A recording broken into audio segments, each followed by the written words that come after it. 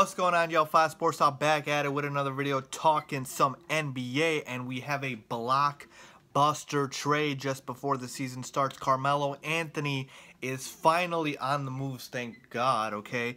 It was dragging out all summer, but the Knicks have finally decided to trade Carmelo Anthony, and it took Carmelo Anthony to add another team to his no-trade clause waiver for the Knicks to be able to trade him, okay? Because up until this point, I had also been reporting that Houston was the most likely outcome because that is where Carmelo Anthony wanted to go. And honestly, that is still where he wants to go. But the Knicks could not find a proper trade with the Rockets. And so Carmelo Anthony sort of had to say, okay, well, listen, I'm not trying to stay here. So if you guys can't find a trade with the Rockets, I guess I'll have to expand my list of teams. And he actually expanded it to the Cavaliers and to the OKC Thunder, and I think maybe to the Portland Trail Blazers too, though I'm not sure. I didn't see any reports on that. But he expanded it to the OKC Thunder, and that is where he is heading. Yes, that's right. Carmelo Anthony's joining Russ Westbrook and Paul George and heading west, okay? The final trade details are Carmelo Anthony for Doug McDermott, Enes Kanter, and a second-round pick. So let's break down this trade and see who won, who lost, and what does this mean for the futures of the Knicks and the Thunder moving forward. So who exactly won this trade? Okay, well, both teams won, to me, okay? And I would give, if I had to give grades to both these teams, I would say a B- to the Knicks and a B+ to the Thunder, okay? And let me explain, okay? Let's start with the Knicks, okay? They got Doug McDermott, Enes Kanter, and a second-round pick. That second-round pick is going to be Chicago's second-round pick that OKC is sending, that they got in that Doug McDermott trade from the Bulls, okay? So it's the Bulls' second-round pick. That could be semi-valuable, okay, because the Bulls are going to be awful this season and maybe the next season after. But it's a 2018 second-round pick. The Bulls will be awful. That is actually a good thing for the Knicks, like I said. So that second-round pick could be valuable, but they did not get a first-round pick. But here's the thing. I'm not going to be too hard on the Knicks because, one, Carmelo Anthony's trade value was shot, okay? He was not going to get an equal value in return for what he is worth in terms of just, you know, solid players, because Carmelo Anthony wanted out and everybody knew he wanted out, okay? And so, you know, beggars can't be choosers, and the Knicks cannot ask for much more when they know they have to trade somebody, okay? So I think a first-round pick was out of the question. Nobody was going to give up a first-round pick for Carmelo Anthony, so the Knicks did well in getting that second-round pick at least, okay? I wanted them to get a pick, and they got a pick. Let's talk about Doug McDermott and Enes Kanter. Let's start with Doug McDermott first, okay?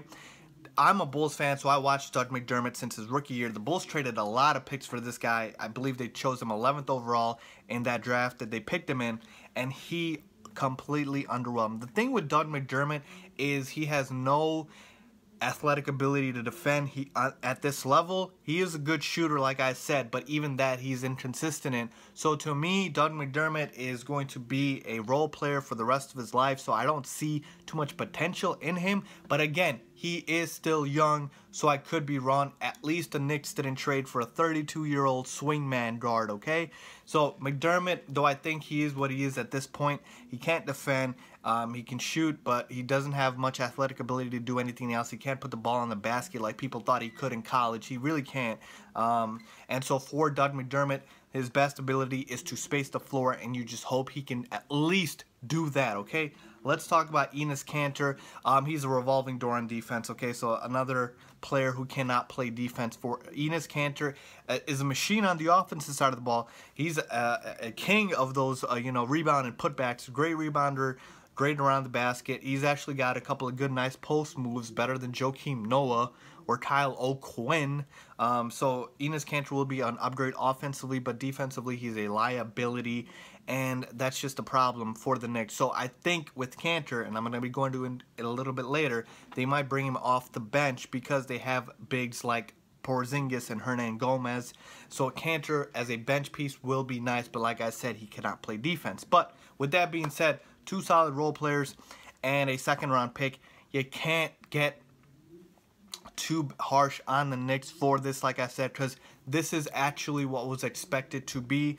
The Knicks Rockets trade would have just been Ryan Anderson, and at this point, I think I would have taken this trade over that one. because Ryan Anderson is somebody who's over the hill, who's not a young guy who can't build around. Even Cantor is relatively young, and you can flip these pieces later on. It doesn't mean you have to keep them. Both Cantor and McDermott contract expires in 2 seasons, okay? So it's not like they're 5 years of salary up to pay them. So for these guys, after next year, their expired contracts, you can move them. So that's a good thing for the Knicks, okay? So I like that. Let's move on to the OKC Thunder, okay? Carmelo Anthony joins now, Russell Westbrook, and Paul George. And it sounds amazing, right? It does.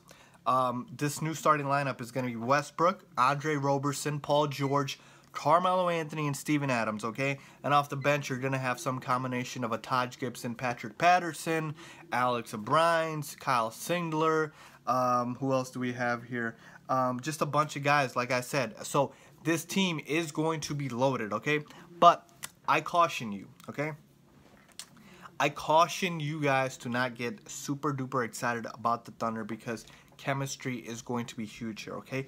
Carmelo Anthony is going to play the 4, I believe now, for the first time in his career for an entire season. If the starting lineup projects to be how I project it to be. I don't think Paul George is going to play the 4. I think Melo is going to play the 4. That's what I think, okay? Let's see what happens. This means that there's going to be a role change, okay? And that's the problem here with the Thunder, is they better define the damn roles for these guys, okay? Russ, PG, and Melo better talk it out and make sure they know, okay, listen, we need to know our roles, okay? When LeBron and D-Wade joins Chris Bosh and all of them in Miami, they had to find roles. So again, LeBron James would carry them for the entire game. Dwayne Wade would come through in the 4th quarter. Chris Bosh, you know, was the 3-point threat / rebounding machine. So they had specific roles. There needs to be a pecking order, okay? Because chemistry can get this team really far in the playoffs or it can do them in, okay? And that's the biggest problem here, because if Russell Westbrook decides, you know, to play with blinders on and doesn't care about passing the ball, then that's going to be a problem, okay? Paul George is going to want the ball. Carmelo Anthony is going to want the ball. So you better make sure that these roles are defined for the OKC Thunder, because if they're not, like I said, this could fall apart very quickly. But props to Sam Presti, the general manager of the OKC Thunder. He was able to turn, what, Domantas Sabonis, Victor Oladipo, Doug McDermott, Enes Kanter, and a 2nd-round pick into Paul George and Carmelo Anthony, okay? Let's talk real quickly of where I believe OKC is in the pecking order in the West. I have them 3rd in the West now, behind the Golden State Warriors and the Houston Rockets. I still have them behind the Houston Rockets because I feel like the Rockets are going to still have better chemistry. It might take some time for these guys to gel, okay? But if they do gel, I can see this team definitely being a threat to possibly go to the Western Conference Finals and, you know, face off against the Warriors. But like I said, a lot of things have to fall in the right place for that to happen, okay? So let's hope it does. This just made the West more exciting. And for the East, I mean, it's just a bottom feeder East right now. The Knicks needed to trade Carmelo Anthony. They're going to be bad, but it's okay, Knicks fans. It's okay. It's a new chapter. You got Frank Ntilikina, Kristaps Porzingis, Tim Hardaway you just signed this summer.